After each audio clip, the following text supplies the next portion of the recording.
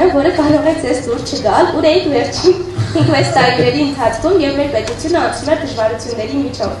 Մանե ջան, ուր էի Հայաստանում, ձեր կողքին, ժողովրդի կողքին, լավ ու վատ օրերով ձեր հետ եմ եղել։ 2020 թվականին Թուրքիան զորավարություններ անում Ադրբեջանում, ինչի համար անում, զորքեր կուտակում։ Ես հավաքեցի իմ թիմին, խորհրդակցություն արեցինք, ասացի, որ լավ հոտ չի գալի,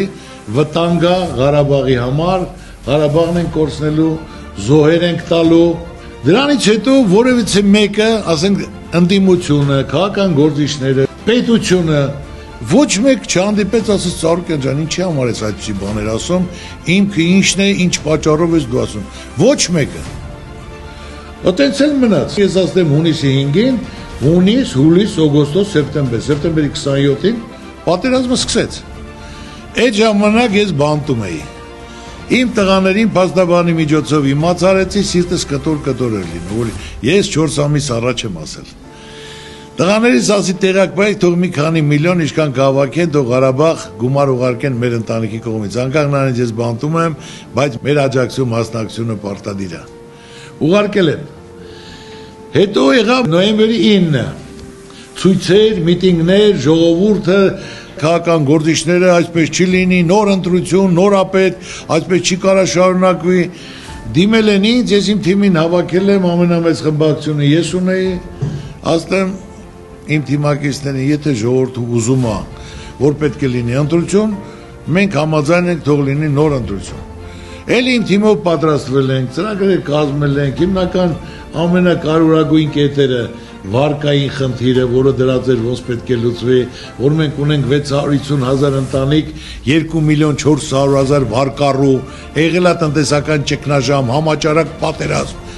Պարտավոր է պետությունը քայլ կատարելու, մարդկանց այդ ցեխից հանելու, որ լիարժեք մարդիկ կարողանային շունչ քաշեին։ Առողջապահության համար, ուսանողության համար, փոքր ու միջին բիզնեսի, գյուղատնտեսության ներկայացել ենք շատ գեղեցիկ, ոչ մեկ չի կարողացել։ Ընտրությունից հետո նորից հրավիրել եմ իմ թիմին, ասելով շնորհակալ եմ ովքեր որ մասնակցել են ընտրության, շնորհակալ եմ ովքեր մեզ ձայն են տվել եւ շնորհակալ եմ իմ թիմից։ Իմ թիմը լավ չի աշխատել, մենք լավ չենք աշխատել, չենք կարողացել ժողովրդին տեղեկացնել մեր ծրագրերի մասին,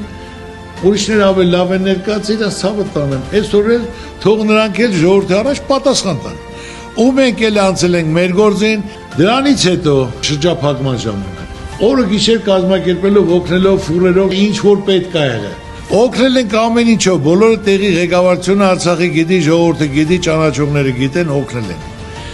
Հետո շրջափակման ժամանակ բոլոր ծնված երեխան ինչքան երեխա ծնվել։ Ասեմ կազմակերպեք ոսկե խաչեր հանձնենք այդ երեխաներին, դա պատմություն է, որ նրանք կմեծանան պիտանի մարդ կդառնան, կզգան ու տեղի ժողովուրդն էլ կզգան, մենք իրաց չենք մոռացել, մենք միշտ իրենց կողքին ենք։ Դրանից հետո եղավ հայաթափման,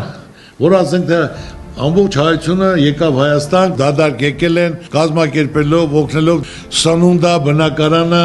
տեղավորել ենք, սնունդով ապահովել ենք, գործով ապահովել ենք։ Դրանից հետո սկսել եմ Քրիստոսի արձանը կառուցել։ Հիմա էլի շարունակեմ, թե էլի կա ասելու բան, շարունակեմ, թե բավարար է։ Հիմա իմ խնդրանքն է, որ այս հարցը դու են ցանկացած քաղաքական գործիչներին տաս, այն մեծ խոսացողներին էլ տվեք, որ նրանք ինչ են արել։